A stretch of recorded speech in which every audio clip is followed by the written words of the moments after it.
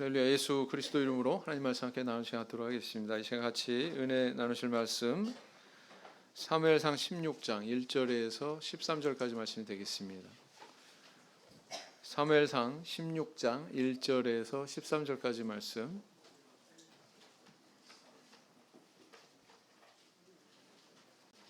제가 낭독하겠습니다. 여호와께서 사무엘에게 이르시되 내가 이미 사울을 버려 이스라엘 왕이 되지 못하게 하였거늘 내가 그를 위하여 언제까지 슬퍼하겠느냐? 너는 기름을 뿔에 채워 가지고 가라. 내가 너를 베들레헴 사람 이새에게로 보내리니 이는 내가 그 아들 중에서 한 왕을 예선하였음이니라. 사무엘이 가로되 내가 어찌 갈 수 있으리이까? 사울이 들으면 나를 죽이리이다. 여호와께서 가라사대 너는 암송아지를 끌고 가서 말하기를 내가 여호와께 제사를 드리러 왔다 하고 이새를 제사에 청하라. 내가 너의 행할 일을 가르치리니 내가 내게 알게 하는 자에게 나를 위하여 기름을 부을지니라. 사무엘이 여호와의 말씀대로 행하여 베들레헴의 이름에 성읍 장로들이 떨며 그를 영접하여 가로되 평강을 위하여 오시나이까? 가로되 평강을 위함이니라.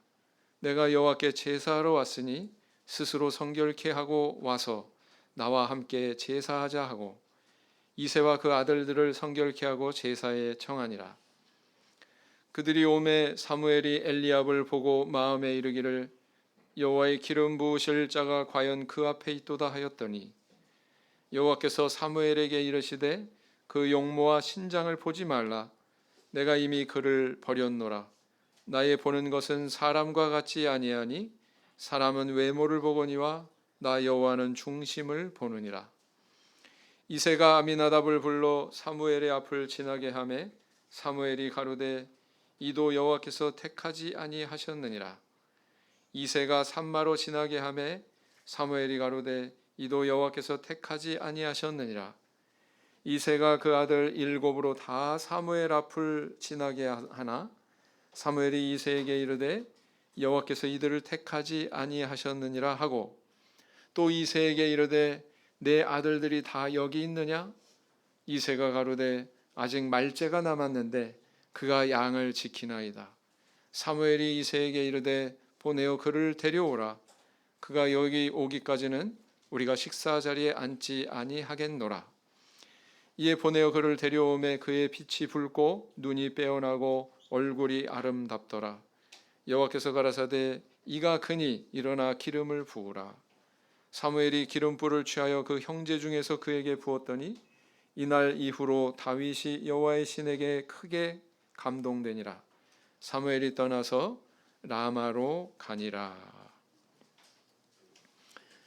중국 당나라 시대 때 현종이라고 하는 임금이 있었습니다. 양귀비 아시죠?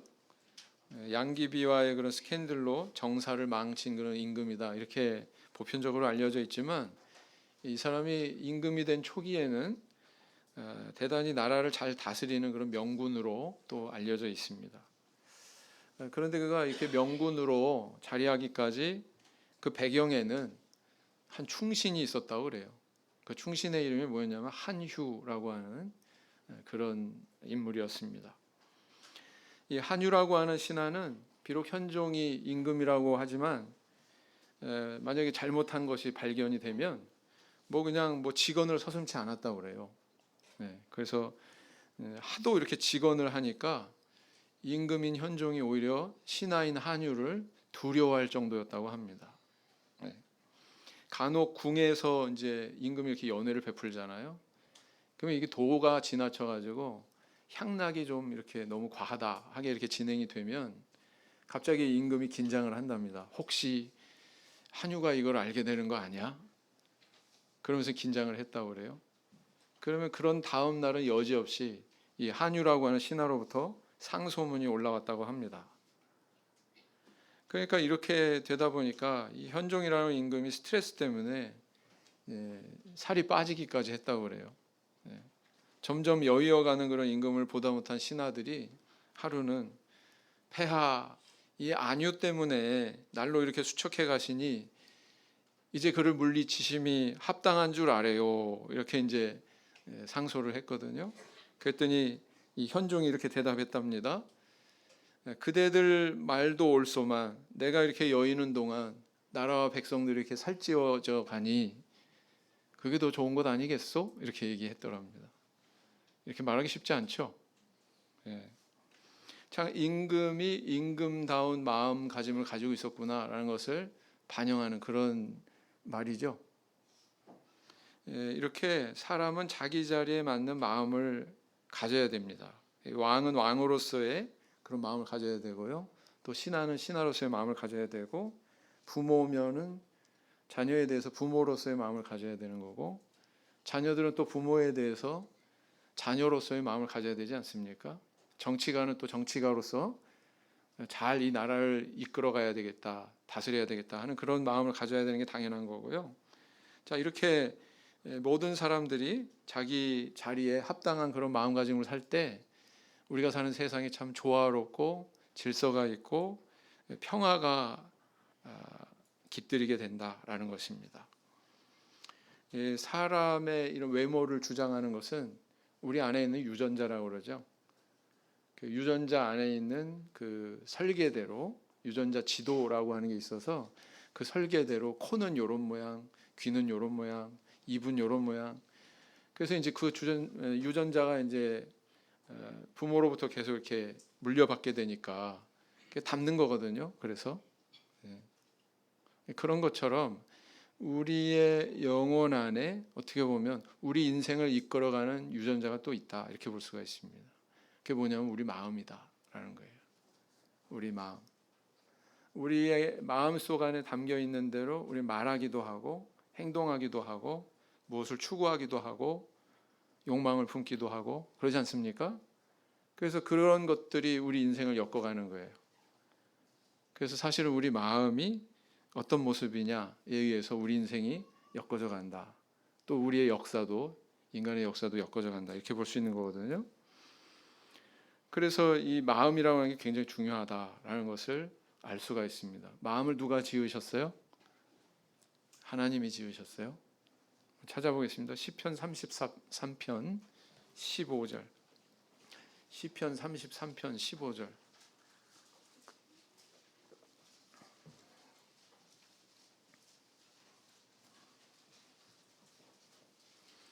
시편 33편 15절.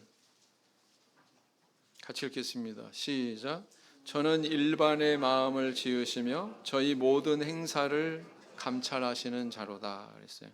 하나님께서는 우리 마음을 지으셨을 뿐만 아니라 그 마음을 다 살펴보시고 감찰하신다고 성경은 그렇게 이야기하고 있거든요.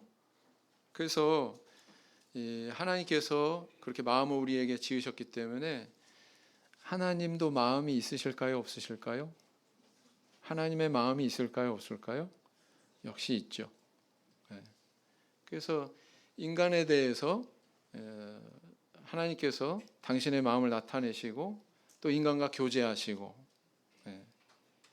그래서 그 대하시는 태도가 한결같아요. 그래서 우리 인간에게 요구하신 게 뭐냐면은 우리가 하나님을 대하는 태도도 역시 한결같기를 원하신다. 우리는 어떻습니까? 하나님 앞에 신실한 모습으로 하나님이 우리에게 나타내신 것처럼 그런 모습을 가지고 다가가고 있나요? 사람의 중심을 보시고 감찰하시는 그 하나님에 대해서 우리는 얼마나 의식하고 나아가고 있나요? 자, 오늘은 이 다윗이라고 하는 소년을 새로운 왕으로 선택하고 기름 부으셨던 그 일화를 통해서 함께 하나님은 어떤 분이시냐라는 것에 대해서 좀 묵상하고 은혜를 나누는 시간을 가지고자 합니다. 자, 오늘 본문을 읽었는데요. 본문 말씀에는 어떤 내용이 있습니까? 지난 시간에 우리 아말렉과의 전쟁에서 계속 주어지는 기회에도 불구하고 사울 왕이 불순종하는 바람에 하나님이 어떻게 하셨어요? 사울 왕에게 폐위를 선언하십니다. 폐위를 선언하셨지만 여전히 왕위에 있어요, 없어요? 제가 말씀드렸어요. 무려 40년을 통치했다고. 근데 하나님 입장에서는 이미 어떻게 하셨어요? 폐위를 선언하셨어요. 그리고는 곧바로 차기 왕을 선택하는 일을 진행을 하십니다. 어떻게 진행하셨어요? 사무엘에게 어느 날 명령하시죠. 야, 너 언제까지 이렇게 슬퍼하고 있을래? 뿔에 기름을 채워가지고 베들레헴에 사는 이세라고 하는 집에, 그 사람의 집에 가라, 이렇게 보내시게 된다라는 겁니다. 사무엘 선지자로서는 이것은 굉장히 위협적인 일이었죠. 위험한 일이었죠. 왜 그렇습니까? 자칫 잘못 이제 사울 왕이 새로운 임금을 세우려고 사무엘 선지자가 움직였다, 이 소문이 전해지면 어떻게 되겠어요? 죽음을 면치 못하겠죠. 그러니까 이거 굉장히 좀 위험한 일이었다, 이렇게 볼 수가 있습니다. 그래서 하나님께서는 어떻게 명령하셨냐면은 제사 지내는 듯 가라, 암소를 끌고 가라고 이렇게 명령하십니다. 그래서 이제 그 암소를 끌고 이새의 집에 도착을 하게 됐고, 새 왕을 이렇게 선택하기 위해서 아들들을 제사 드리는 그 자리에 초청을 합니다. 그리고 이제 한 사람씩 이렇게 살펴보게 되죠. 첫째 장자 이름이 뭐였습니까? 엘리압. 사무엘 선지자가 이렇게 딱 보니까 용모와 신장이 대단해요. 굉장히 준수합니다. 그래서 이 사람이 바로 왕으로서의 적격자구나, 이렇게 마음속에 생각을 했는데, 뭐 말로 한 게 아니에요. 마음속에 그 생각만 했는데 하나님께서 어떻게 하셨어요? 하나님께서 음성을 들려주십니다. 그 용모와 신장을 보지 말라, 이렇게 얘기하죠. 내가 이미 그를 버렸노라. 나의 보는 것은 사람과 같지 아니하니 사람은 외모를 보거니와 나 여호와는 중심을 보느니라, 이렇게 말씀하고 있죠. 중심은 뭘 의미할까요? 가려진 우리의 마음, 밖으로 잘 드러나지 않는 마음. 그렇게 아미나답, 삼마, 그 외에 7 아들을 다 돌아볼 동안에 하나님께서 뭔가 명령하신 게 있었어요? 없었어요?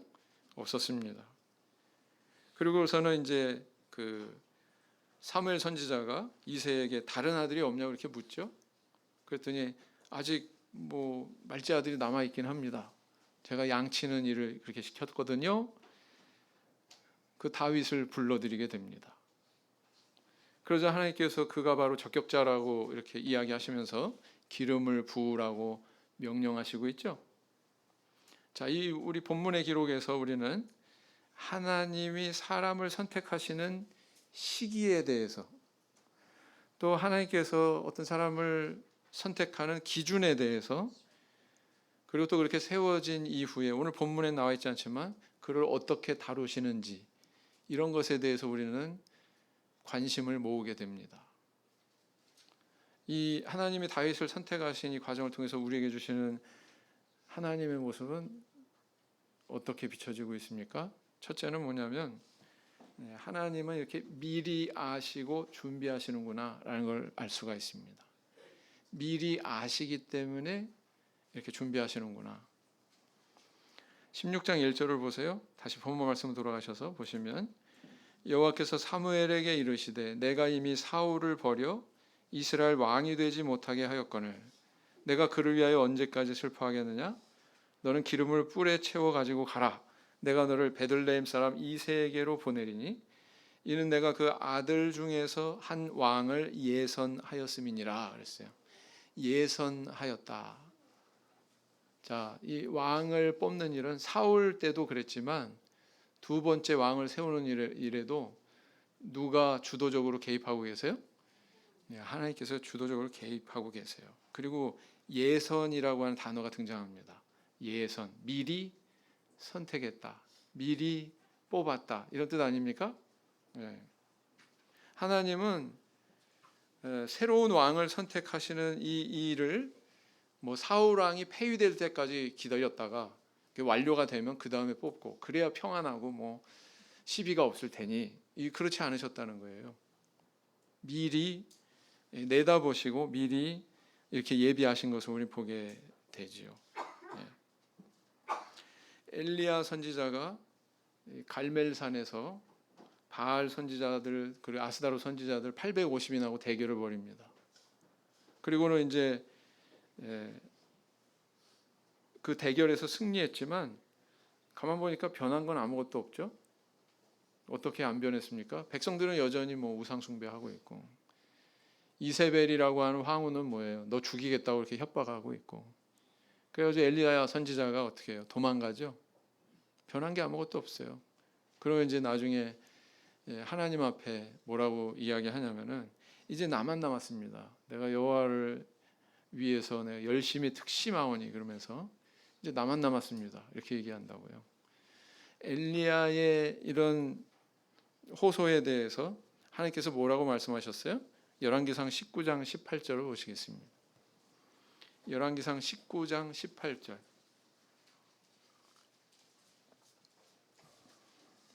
열왕기상 19장 18절.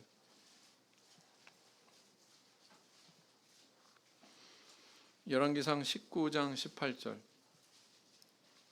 같이 읽겠습니다. 시작.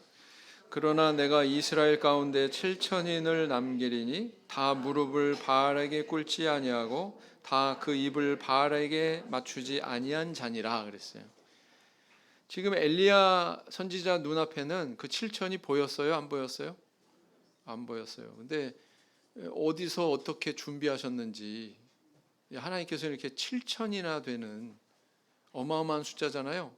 7천이면은 그걸 내가 예비했다, 준비했다 이렇게 말씀하고 계시거든요. 네. 근데 우리 눈에는 그게 안 보이는 거죠. 사람의 눈에는 안 보이는 거죠. 또 엘리사 선지자의 시대에 아람이라고 하는 나라에서 군대를 파견했습니다. 이거 전쟁만 했다가 하면은 엘리사 저 선지자가 너무 영험해서 우리의 전략 전술을 다 꿰고 있어서 매번 이렇게 실패하고 패배하니 저놈을 먼저 잡아야 되겠다. 그럼 엘리사 선지자 하나 잡겠다고 개미떼 같은 군사를 보내가지고 성을 포위하게 하거든요. 이 상황을 맞닥뜨린 엘리사 선지자의 사환이 기겁을 합니다. 막 절망에 빠져가지고 공포와 절망으로 이렇게 탄식하고 있는데 엘리사 선지자는 대연하죠. 엘리사 선지자가 기도해가지고 그 사환의 눈을 열었더니 뭐가 보였어요? 사환의 눈에 뭐가 보였습니까? 열왕기하 6장을 보시겠습니다. 열왕기하 6장 16절에서 17절. 16절에서 17절 말씀이 되겠습니다.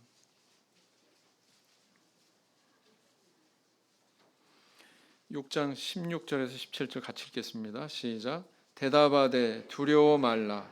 우리와 함께한 자가 저와 함께한 자보다 많으니라 하고 기도하여 가로되 여호와여 원컨대 저의 눈을 열어서 보게 하옵소서 하니 여호와께서 그 사환의 눈을 여심해 저가 보니 불말과 불병거가 산에 가득하여 엘리사를 둘렀더라 그랬습니다.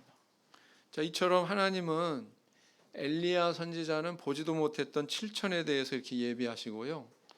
또 엘리사의 사환이 보지 못하는 불말과 불병거 이렇게 예비하시잖아요.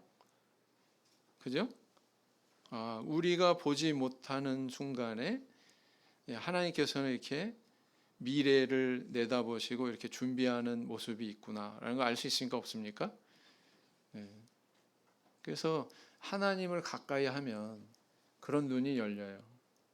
근데 하나님을 멀리하면 그 눈이 열리지 않습니다. 우리 성도님들은 어떠세요? 하나님 가까이 하고 계십니까? 우리는 주변에서 이제 그런 이야기 간혹 듣는 경우가 있습니다. 어떤 이야기를 듣냐면 내가 그때 그 땅을 사놨으면 지금 떼부자가 됐을 건데. 그런 얘기 한 적 있어요, 없어요? 들어본 적 있어요, 없어요? 안 했어도 그런 얘기 들어본 적 있어요, 없어요? 네. 그때 말이야 그거 대출을 하고서라도 그거 사놨어야 되는데 이런 얘기는 거의 모든 사람들이 다 하거나 들어보거나 그러더라고요. 근데 뭐가 없기 때문에 그렇게 못한 겁니까? 그때 당시에 안목이 있는 거예요, 없는 거예요? 그때 당시에 보는 눈이 있는 거예요, 없는 거예요? 그때 당시에 없는 거예요. 자, 똑같이 만약에 우리 한 10년쯤 지났을 때 그때 우리 참여수교 청주교회가 그 땅을 대출을 끼고라도 사놨어야 되는데 그러면 지금 같지 않을 텐데 이런 얘기 나올까요, 안 나올까요? 분명히 나옵니다. 제가 생각할 때 분명히 나와요. 뭐가 문제예요? 그때 돼서 그런 이야기가 나온다는 건 뭐가 문제라는 거예요? 안목이 없었다. 그죠?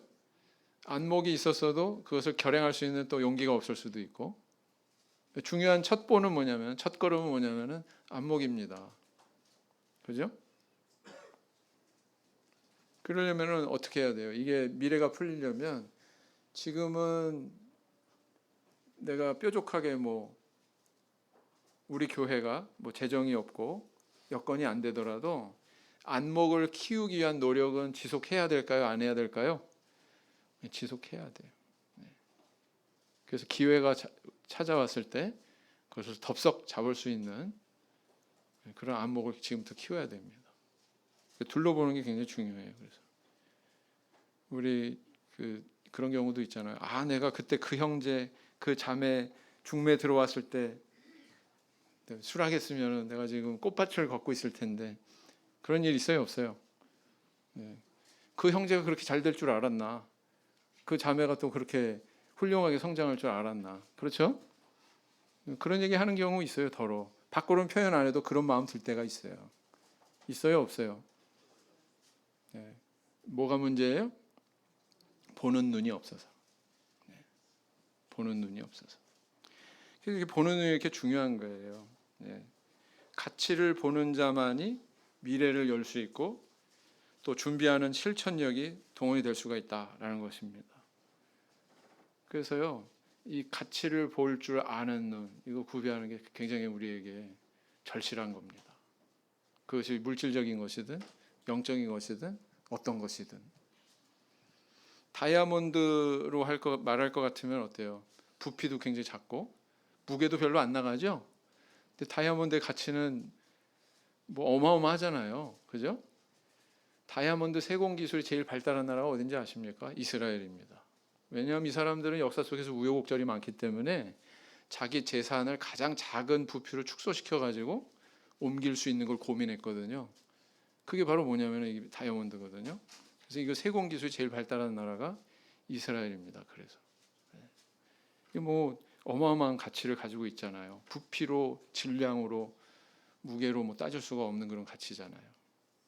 그런 가치를 분별할 줄 알아야 된다라는 겁니다. 아프리카 나이지리아라고 하는 곳에 우리 교회가 세워졌습니다. 지금도 있습니다. 그동안 지금까지 무려 8,000명이나 되는 그런 사람들이 와서 세례를 받았어요. 8,000명. 어마어마하죠? 네. 우리 한국의 실정하고 비교할 때 어마어마한 숫자입니다. 그런데요, 이 나라의 정치적인 혼란, 그 다음 이슬람교의 그런 핍박, 교회 불태우기도 하고요. 어마어마한 그런 핍박을 했거든요. 그래서 그런 핍박을 받으면서 이리저리 다 뿔뿔이 흩어지고 신앙을 떠나고 지금 남아있는 사람이 몇 명이게요?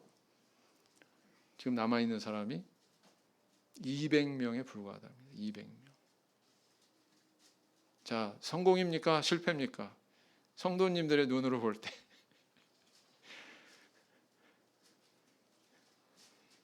성공이다, 실패다 이야기하는 것보다 주목해 볼 사실은 뭐냐면 남아있는 이 200명의 우리 교회 신도들은요, 그야말로 금강석 같은 다이아몬드 같은 신앙이라는 거예요. 그야말로 불도저로 밀어내도 안 나갈, 우리 교회를 떠나지 않을 그런 사람들이라는 거예요. 여기 하나님 뜻이 있었나 보다. 뭐가 좀 보이시죠? 예? 그런 겁니다. 하나님이 이렇게 다윗의 중심을 보시고 이렇게 선택하신 것처럼 엘리사 선지자가 불말과 불병거를 이렇게 볼 수 있었던 것처럼 우리 성도님들 사람이든 상황이든 어떤 것이든 정말 본질을 볼 줄 알고 소중한 것을 볼 줄 아는 하나님과 같은 눈을 소유하시는 저 우리 성도님들 되기를 원합니다. 역대하 6장 30절 말씀 보시겠습니다. 역대하 6장 30절.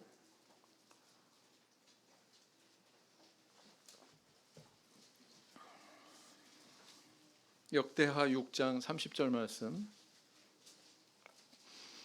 역대하 6장 30절 같이 읽겠습니다. 시작. 주는 계신 곳 하늘에서 들으시며 사유하시되 각 사람의 마음을 아시오니 그 모든 행위대로 갚으시옵소서.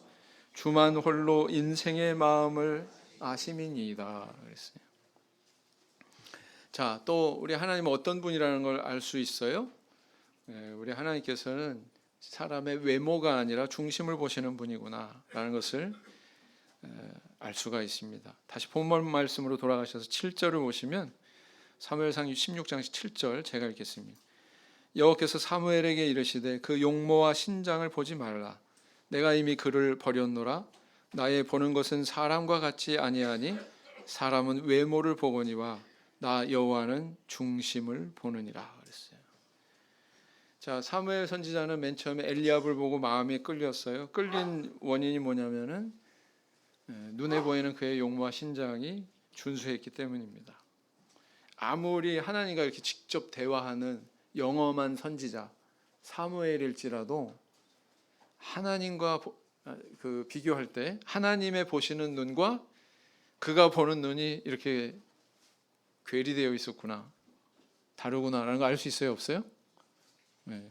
뿐만 아니라 그 다윗의 아버지 이새도 7 아들은 그래도 후보군에 넣었어. 근데 말째 아들의 경우는 어때요? 야, 너는 가서 양 쳐라. 예선 후보에서도 제외시켰어요. 얘는 될 것도 아니야. 이렇게 생각한 거 아니에요? 이새는?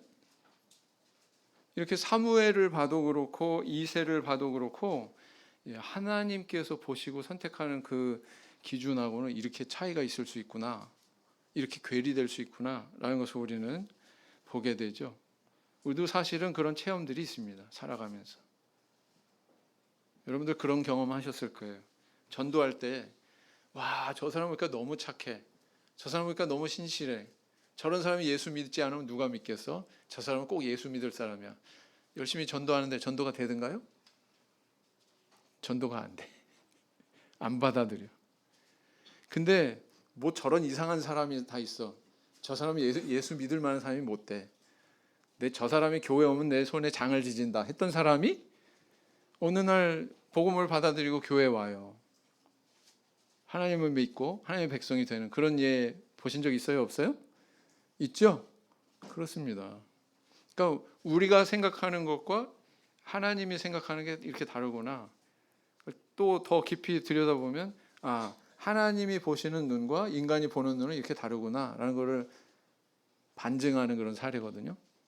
그런 것들이 그렇습니다. 천안에 요즘에 그런 현상이 나타난다고 그러잖아요. 교회에서 저 사람 전도하려고 열심히 만나요. 열심히 전도하고 막. 그런데 그런 분들은 교회 잘 안 와. 전도가 잘 안 돼. 근데 생각지도 않은 뭐 잃은 양이 돌아오고 또 그 잃은 양의 가족들이 또 돌아와서 세례받고, 천안에서 그런 현상이 지금 있잖아요. 그죠? 그래서 이게 사람의 보는 눈하고 하나님이 보시는 눈이 이렇게 다르구나. 사람의 생각과 하나님의 생각이 이렇게 다르구나라는 것을 보여주고 있다는 것입니다. 그러면 하나님께서는 어떤 선택의 기준을 가지고 다윗을 이렇게 선택하셨다고 이야기하고 있습니까? 어떤 기준이에요? 중심을 보셨다 이렇게 얘기하고 있죠. 우리 속담에 어떤 말이 있냐면 들성 부른 나무는 뭐부터 한다? 떡잎부터 한다. 이거는 사람이 뭔가 볼 수 있는 근거가 있을 때 그걸 통해서 미래를 볼 수 있다. 그 사람의 앞날을 볼 수 있다. 그 사람의 성장을 볼 수 있다. 이런 뜻 아니겠습니까? 그런데 하나님께서는 보이지 않는 부분, 더 중요한 부분, 떡잎보다 더 중요한 게 뭘까요? 뿌리 아닐까요? 뿌리가 말라서 죽어버리면 떡잎도 존재해요, 안 해요? 안 해요. 땅 속에 가려져 있는, 인간은 볼 수 없는, 솔직히 이야기하면 다윗이 왜 선택했는지 인간은 이야기할 수 없습니다. 그 기준은 누가 가지고 계신 거예요? 하나님이 가지고 계신 거예요.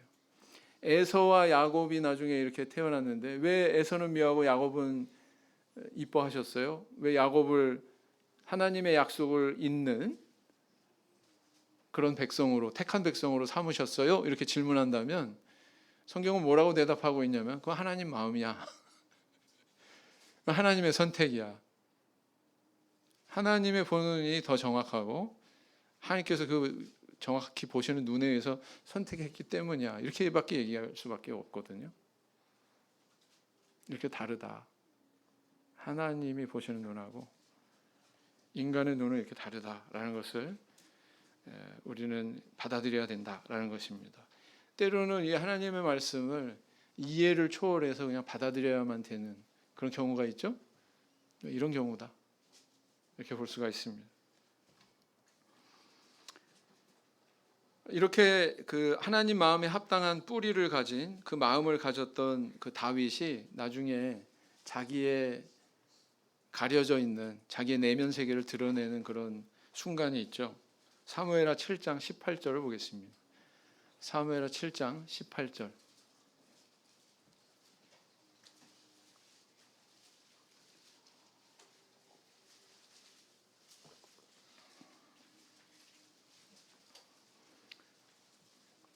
사무엘하 7장 18절 같이 읽겠습니다. 시작.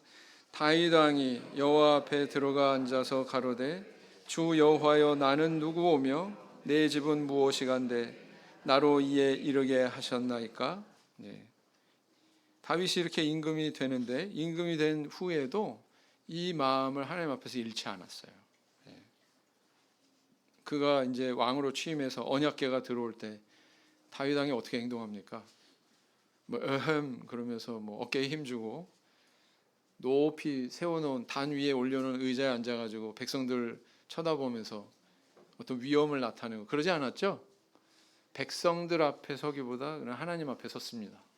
하나님 앞에 선 그가 나타낸 행동이 뭐예요? 춤췄죠? 속옷만 입고 세마포 속옷만 입고 하나님 앞에 춤추지 않습니까? 네. 이런 영혼, 이런 마음을 가진 사람이 바로 다윗이었다라는 거예요. 네. 이런 모습이 있었기 때문에 하나님께서 그를 기름 부으셨구나, 그를 차기 왕으로 이렇게 세우셨구나라는 걸 알 수 있지요. 오늘날 우리도 하나님 앞에 마음의 중심이 어떠한가? 사실은 하나님이 우리 마음에 관심 두는 것처럼 우리도 우리 자신의 마음에 대해서 관심 두는 노력이 필요합니다. 나는 도대체 하나님 앞에 어떤 마음가짐으로 서 있는가? 이게 굉장히 필요하거든요. 사람들은 겉을 보기 때문에 그 사람들의 기준에 맞춰서 나를 보면 오류에 빠질 수가 있습니다. 난 그렇게 훌륭하지 않은데 사람들은 나를 훌륭하게 봐준다고 해서 내가 그렇게 훌륭하다고 착각할 수도 있거든요. 사람들은 나를 굉장히 가엾게 보고 불쌍하게 보는데 나는 전혀 그런 의식도 없고 하나님 앞에 나는 너무나도 행복하고 가치 있는 존재로 자긍심을 느끼면서 이렇게 서 있는데 그게 이렇게 괴리될 수가 있거든요. 우리 성도님들은 어떻게 마음가짐을 가지고 계십니까? 자신의 마음을 들여다보는데 관심을 가지고 계신가요?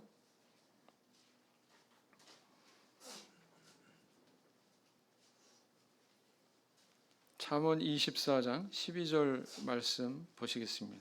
잠언 24장 12절 말씀.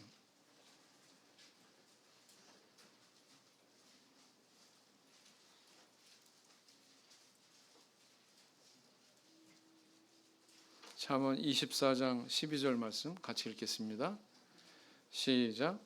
내가 말하기를 나는 그것을 알지 못하였노라 할지라도 마음을 저울질하시는 이가 어찌 통찰하지 못하시겠으며 내 영혼을 지키시는 이가 어찌 알지 못하시겠느냐. 그가 각 사람의 행위대로 보증하시리라 그랬어요. 자, 그다음 세 번째 또 뭘 할 수 있습니까?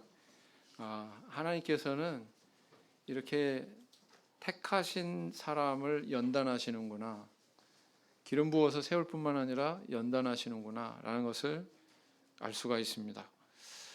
자, 사무엘상 16장 13절 마지막 절 보시면 사무엘이 기름불을 취하여 그 형제 중에서 그에게 부었더니 이날 이후로 다윗이 여호와의 신에게 크게 감동되니라. 사무엘이 떠나서 라마로 가니라 그랬어요. 자, 그가 기름 부음 받은 다음에 여호와의 신에게 크게 감동됐다 그랬습니다. 사울 왕의 때에도 그랬죠? 역시 다윗의 왕의 때에도 그랬습니다. 자, 이 여호와의 신에 감동된 이후에 펼쳐진 다윗의 삶은 어떠했나요? 사실 기름 부음 받은 것은 이때 한 번이 아닙니다. 한 번이 아니에요. 모두 3번 이루어지는데요. 오늘이 그 첫 번째고, 두 번째는 그가 유다족 속의 왕으로 세워질 때 다시 기름 부음 받습니다. 사무엘하 2장 4절을 보시겠습니다. 사무엘하 2장 4절. 사무엘하 2장 4절.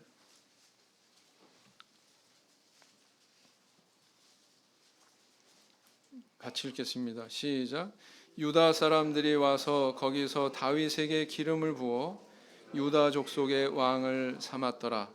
혹이 다윗에게 고하여 가로되 사울을 장사한 사람은 길앗 야베스 사람이니이다 하매 그랬어요. 자, 이게 두 번째 기름 부음 받은 겁니다. 근데 유다 족속, 한 족속의 왕으로 기름 부음 받은 거죠.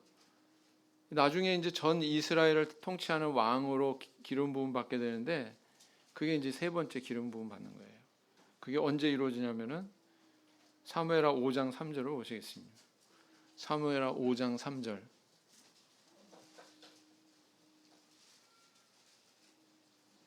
사무엘하 5장 3절 말씀 같이 읽겠습니다. 시작.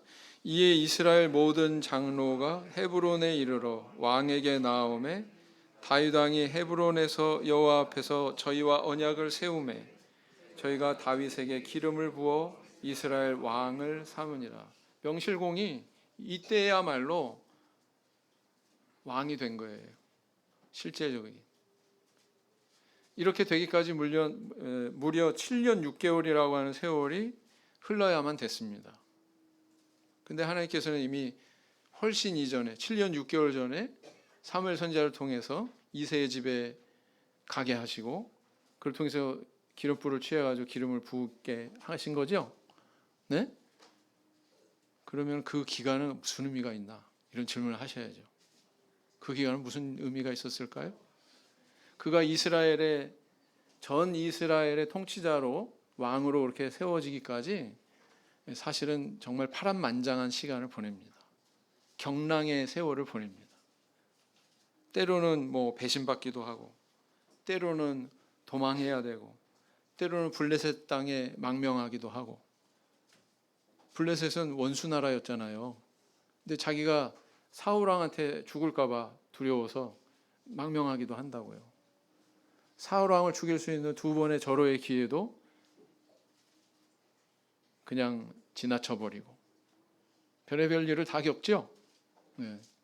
때로는 침을 흘리면서 미친 척하기도 하고 말이죠. 별의별 일을 다 당합니다. 별의별 일을 다 겪어요. 네. 그런 시험을 받고 연단을 받았던 다윗이 나중에 시편에서 하나님께 이렇게 기도합니다. 시편 26편 2절 말씀 보시겠습니다. 시편 26편 2절. 시편 26편 2절 같이 읽겠습니다. 시작. 여호와여 나를 살피시고 시험하사 내 뜻과 내 마음을 단련하소서 그랬어요. 다윗은 내 뜻과 내 마음을 단련하시는 분이구나, 하나님은 바로 그런 분이구나 라는 것에 대한 인식이 있어요, 없어요? 있어요. 다윗 자신도 자기 마음의 관심에 초점을 모읍니다. 하나님이 내 마음을 이렇게 단련하고 계시다. 그걸 알고 있었다는 거예요. 시편 139편 23절. 시편 139편 23절. 139편 23절. 읽겠습니다. 시작. 하나님이여 나를 살피사 내 마음을 아시며 나를 시험하사 내 뜻을 아옵소서. 나를 살피사 내 마음을 아시며 나를 시험하고 또 내 뜻을 아신다. 이렇게 기도하고 있다는 사실은 뭘 의미하는 겁니까? 다윗은 자신의 마음을 단련하기도 하시고 시험하기도 하시고 또 나의 진심 어린 뜻을 알아주시는 분이 하나님이다라는 것에 대한 인지가 있었어요, 없었어요? 그런 인지가 있었어요. 인식이 있었습니다. 마음에 관심의 초점이 모아져 있었구나. 오늘 우리 성도님들 어때요? 하나님 앞에 서실 때 나는 어떤 마음으로 서고 있다고 확신하십니까? 그리고 또 내가 하나님 앞에 연단받고 있구나. 내 마음이, 내 진심이 연단받고 있구나. 그런 순간을 발견하신 적이 있나요? 저는 있어야 된다고 봅니다. 신앙인이라면. 아빠가 딸하고 혼자 있을 때, 둘이서만 있을 때, 야, 너 엄마가 좋아, 아빠가 좋아? 뭐라 그래요? 애가. 아빠. 엄마하고 딸하고 둘이 있을 때, 너 엄마가 좋아, 아빠가 좋아? 뭐라고 대답해요? 엄마, 이렇게 대답하죠. 엄마, 아빠가 다 있는데, 너 엄마가 좋아, 아빠가 좋아? 그러면 얘가 뭐라고 대답하는 줄 아세요? 메롱 그래요.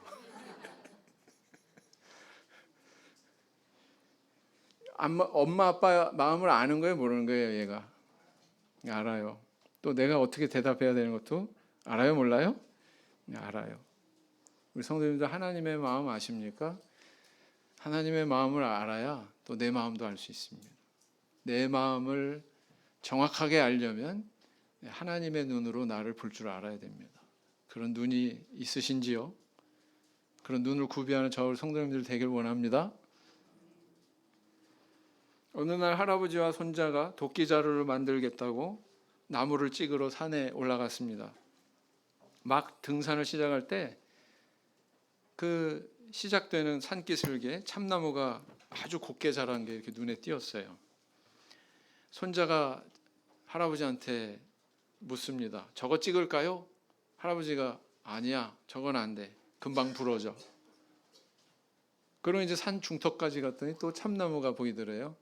할아버지한테 다시 또 손자가 묻습니다. 저거 찍을까요? 그러니까 저것도 안 돼. 금방 부러져. 그러고 나서는 꼭대기로 한참 올라간 다음에 거기 도달한 정상 부위에 있는 참나무를 또 보게 됩니다. 할아버지가 손자한테 저거를 찍어라.